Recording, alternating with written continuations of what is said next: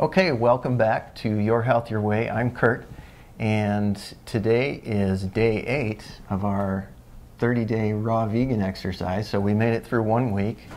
It's been an interesting day. So you want to start, Lisa? Sure. I'm tired. Honestly, I'm ready to go take a shower and go hit the bed, because it's not because I'm on raw vegan food. It's because I'm on 30% cooked food. And given that this is Sunday, I have consumed most of my cooked food Friday and Saturday and Sunday, but not all day each day. It's like I'll start out with raw food, and then maybe I'll be out and I'll have some cheese enchilada and a chicken enchilada at the Mexican restaurant. And then in the afternoon, I'm finally hungry, so I might have some raw gourmet chocolate pudding. What doing things like that does is it, first of all, you're on an even keel with raw food, and then you emotionally feel like this desire to eat this processed food, and then you kind of slump down. But you feel stimulated, but that's your adrenal glands feeling stimulated by the cooked foods. And then when that's, so you feel okay, you feel crappy because you feel like you messed up, but then you feel stimulated, so you're happy, you're on this high.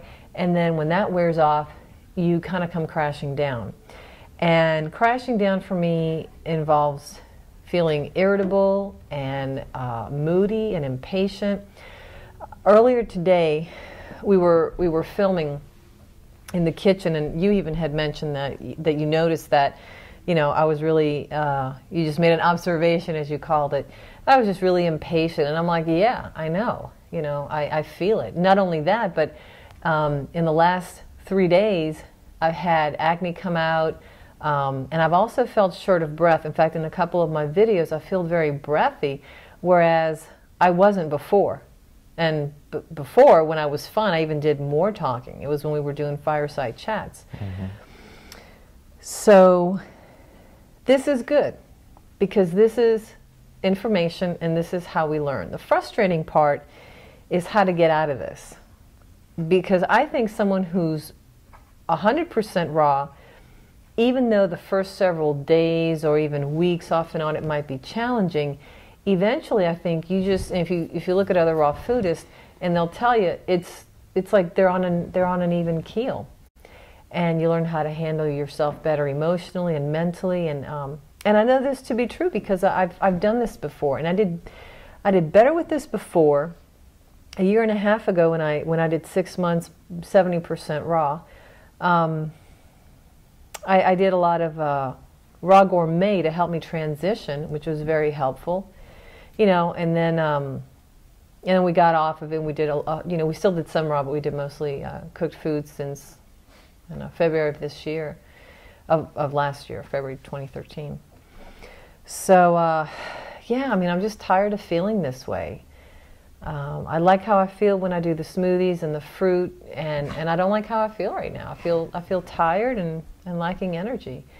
And a lot of emotional stuff comes up too. As soon as I had my coffee drink, my sugar drink this afternoon, my latte this afternoon, I started having these weird thoughts and sad thoughts and things like that. And it was right after consuming that, plus these cake pops and stuff. A lot of sugar, and I think we feel the effects more when we've been doing raw, and then we plummet down into processed foods. I think we're clean, and then we just put crap in our bodies, and then we try to get clean, and we put crap in our bodies. There's a lot of back and forth. A lot of back and forth. Right. So that's me, and I'm ready to go to bed. So. Well, you had an interesting day yourself. I did actually. I apologize. I keep looking to the side and looking down at my phone. I've got some notes on my phone just to cover the things that I want to cover, and we have a bunch of dogs vying for my attention over here. So, but it's actually been an interesting morning, and it was an interesting evening last night after we got done with our filming. I noticed that I was starting to notice a little bit of my patience was starting to slip. And I think that a lot of that might have to be, I'm still going through an adjustment period. It's been a week, and I've been on 100% raw vegan foods, and my body still has to relearn what to do about all of this new stuff that's going on. That's right. So that probably accounted for some of the irritability maybe I felt last night. This morning, I made a bit of a mistake. I got up and made 2 smoothies, and then I took some time to exercise, and one thing led to another. We needed to do errands today, and we were kind of on a schedule, so we needed to leave the house. I forgot to drink my smoothies, so it was... and I wanted to come back home and get them, but he didn't want to come back home. Right. Well, it was, again, I didn't want to waste But we were too going much to the time. store, Right. so like we were about to go get a bunch of produce. So it was, even before we left, I was just really tired. My patience was starting to wear, and I didn't really realize quite at that time that I had forgotten to even have my breakfast. But then once we got in the car, I realized, oh my God, I forgot to even have my breakfast this morning, and that's why I'm feeling this way. That's why my patience is probably thin. That's why I'm so tired, and I keep getting more and more tired. And the nice thing about that is that I was able to approach that with awareness. And I talked about awareness a little bit in our first or second video, I think it was. And about making decisions with awareness. And it also has to do with approaching your life and your feelings with awareness. Because I knew then that because I hadn't eaten anything, that I was probably tired and irritable. And last night I knew that it was probably some of the changes that my body was going through that made me feel a little less patient. So I could approach that with awareness, not take it too seriously, and process it a whole lot differently than if I didn't do so with awareness. Right. So that made all the difference in the world. When you can self-analyze and self-observe, that's really good. Right, and it really does make a difference, and it really helps the way that we process some of those feelings. While I was still hungry and tired, we ended up having to go to the grocery store, and we went to a grocery store that has a lot of cooked foods available for people to buy right there and eat, and they've got sort of a little buffet. It's a big place. Bakery They had a lot of good stuff, and I was beside myself with temptations. And I was like, really come on, hurry difficult. up, just follow me, let's go. Right, it was. Yeah, she really kind of had to drag me through the store because I was just really having a difficult time with all of these smells and all these temptations. My senses were in overload with all of these really good comfort foods that I remember eating. So that was an interesting thing to try and process through too. But again, I was aware of what was going on with myself, and that helped me to kind of get through it a little bit better. And you did. Yeah, indeed. We went to another grocery store. We went to our local organic grocer after that, and went to the raw vegan gourmet aisle, which raw vegan gourmet foods are great for people that are, trying to get through some of the temptations and things. Or transitioning into raw foods, yeah. You want to be careful of consuming too many raw vegan gourmet foods because they're oftentimes high in fat and nuts. Not the bad kind of fat. I mean, there's avocados it's good fat, it's good fat, but too much of it and too much nuts and things like that can start to really cause your digestive system to respond in an uncomfortable way. Yeah. So gassy, bloating. Right, and so I bought a bunch of those, and this afternoon my meals really consisted mostly of raw vegan gourmet foods. That said, it's better than having gone out to a restaurant or running down to the other grocery store and getting a bag full of processed comfort foods. Yeah. So I feel pretty good. Once I did start eating foods, I did notice that previously when I would go to the store and buy a boxed processed food, I would start shoving it down my throat, and I would get full. But my brain would overcome that fullness, and I would just keep going. It was like it was like a drug, and I would just keep going and going. When I had raw vegan gourmet food, I was really hungry, and I just started gobbling it up. But when I got full, I stopped. My body actually, gave me the signal, hey, time out, we're done. Yeah, it's hard to overdo and I stopped. And I stopped until dinner time when I had some more raw vegan foods, and I ate till I was satisfied, and I stopped.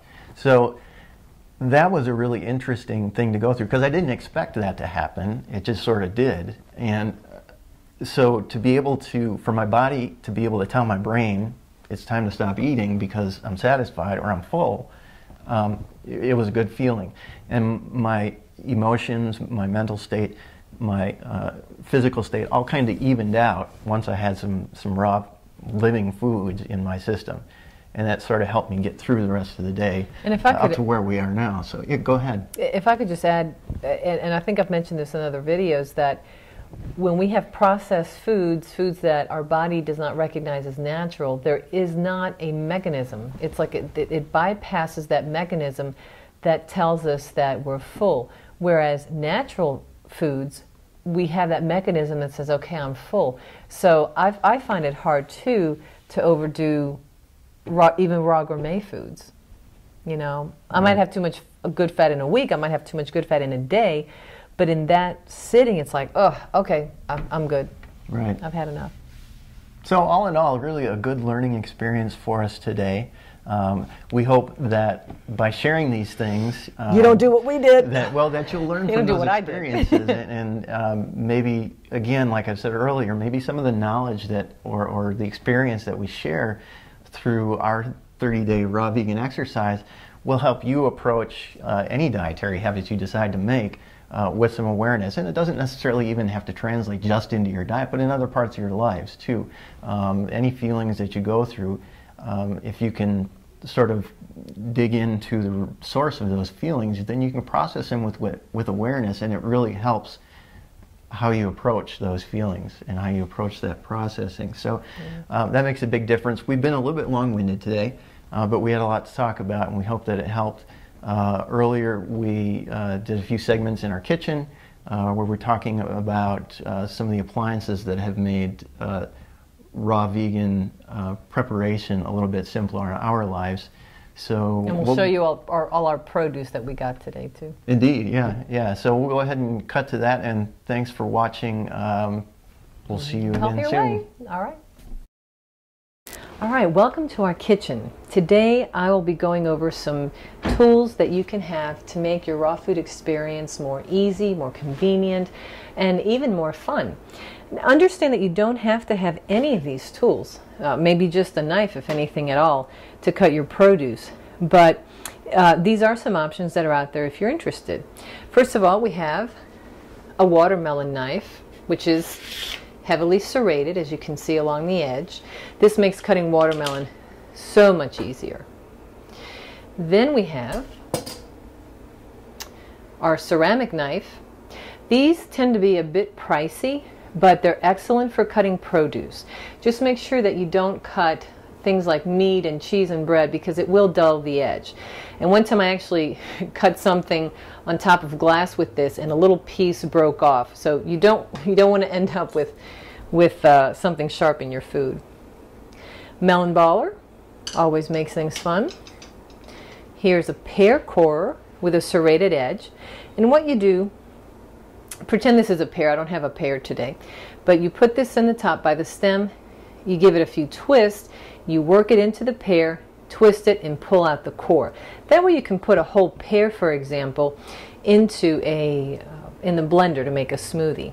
For apples though, and you can use this for pears as well, I like to use this core.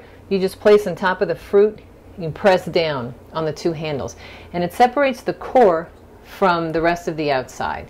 It gives you some nice even slices. And then we have our little gadget here.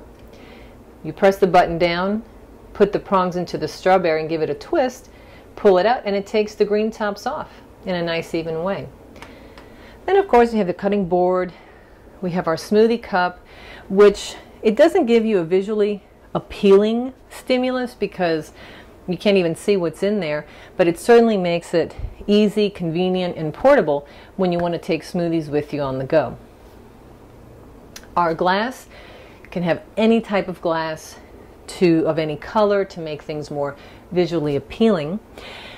And then finally there's a mason jar, which serves so many purposes. I mean, I use it to store nuts, for example. Okay, and then if you join me up in the cupboard, you'll see other uses that I have. I'll put some raw cacao powder. This is, I think these are hemp seeds. So many things: almond flour, nutritional yeast, coconut flour, coconut flakes, raisins, carob powder. And then I use other little containers, and I've put labels on them to make it so much easier and quick to just know what's there and grab it. And then all our spices, raw honey and different powders and things like that. Now I wanted to mention something a little different. This actually is a dish rack, but we use it to hang plastic baggies. We don't really love the idea of using so much plastic, but we try to reuse them after we wash them, and this is a great place to hang them that takes up very little room, as you can see. Okay, now our next kitchen gadget is our blender. This blender is so convenient because it doesn't even have to come apart to be washed. There's nothing to put back together. The top, the little plastic piece on the top comes off. So when you have food in there, and if it's not going all the way down to go down into the blades, you use this tamper to push the food down, and the tamper does not touch the blades. So you're not going to get it caught in there. The blender is also easy to use. You flip it on, you start at low speed, turn it all the way to high, and then flip on the high switch. And then vice versa to turn it off. Next we come to our food processor. We have a little bitty one, but we like it because it stores easily. And for what we eat, we don't really need a massive heavy beast. So we have two blades, the S blade and the shredder blade. Shredder blade shreds. S blade is used for chopping, making circular discs like for carrots or cucumbers or anything else. And also for mixing, like if you're making a doughy type, like using nuts and making a doughy type of consistency, it's great for that, mixing dates and things. You just take the top off, and it's very easy to use. And you secure it, put the lid on, button for on and off. Okay. Next we come to our spiralizer, which makes a pretty display of vegetables like zucchini, cucumbers and such. It makes ribbons, in other words, or if you want something to look like spaghetti, you put the fruit in here, however long it is, and you twist this handle, and out of the front is going to come all the ribbons. Now we're going to talk about juicing for a moment. The thought of juicing can be a very overwhelming and intimidating thought for those who have never juiced, but I'd like to show you how easy it is to put a juicer together. You have a base. This is a filter with the blade. This is called a centrifugal juicer because of the direction that the blade spins in. Pop that right on, and then the back part, place that down. Here's the receptacle to catch the pulp. The top to push down your fruit, and this is a really nice opening because it's large enough. You can see the circumference of that and the diameter of that.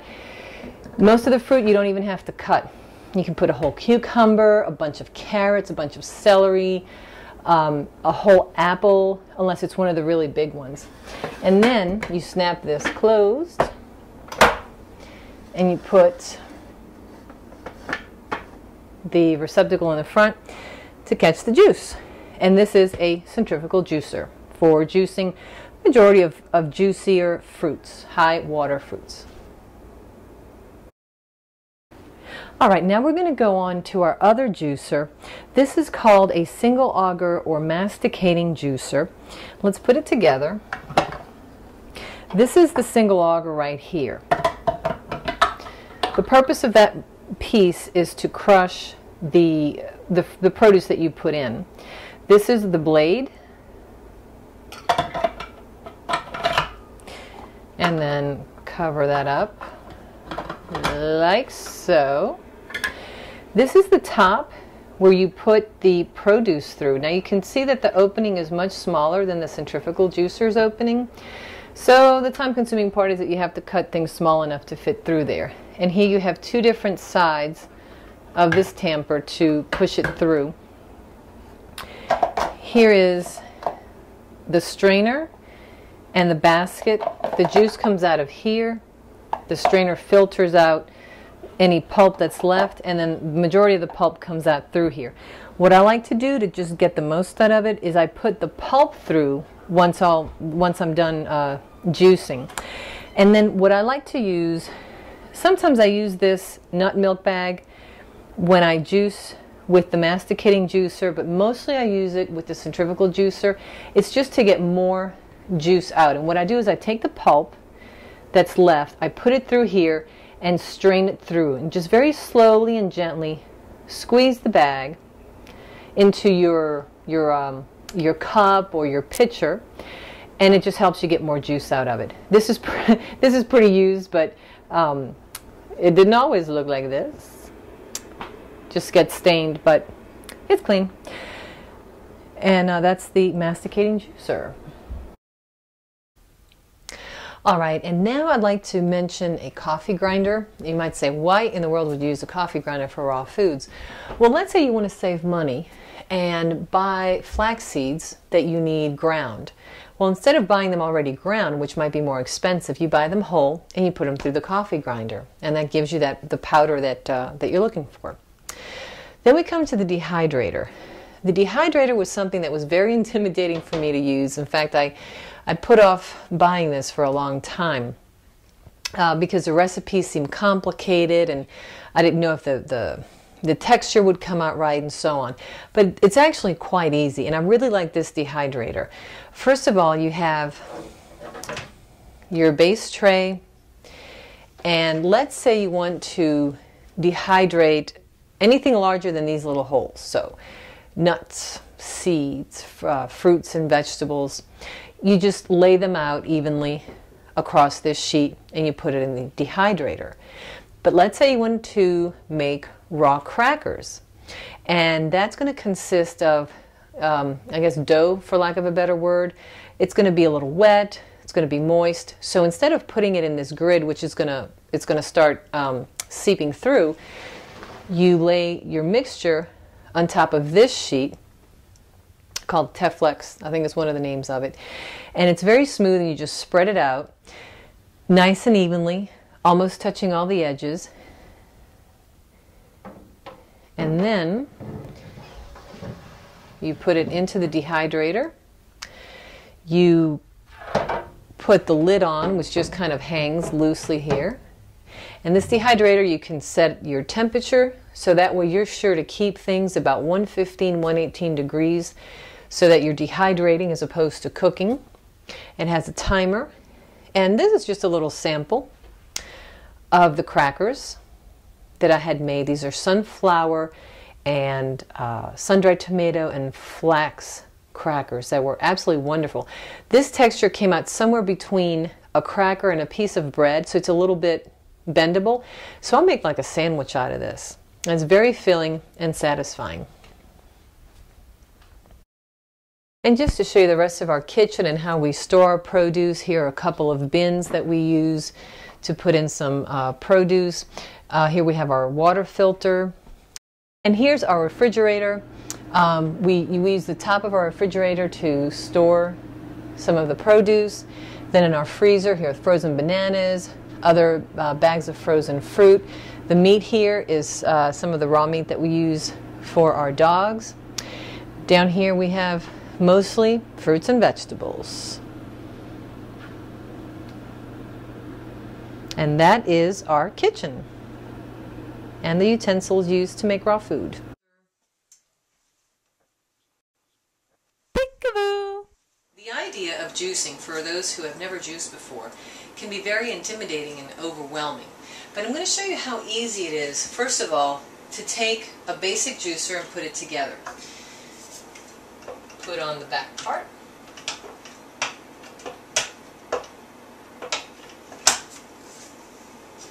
Here's the receptacle where all the pulp goes.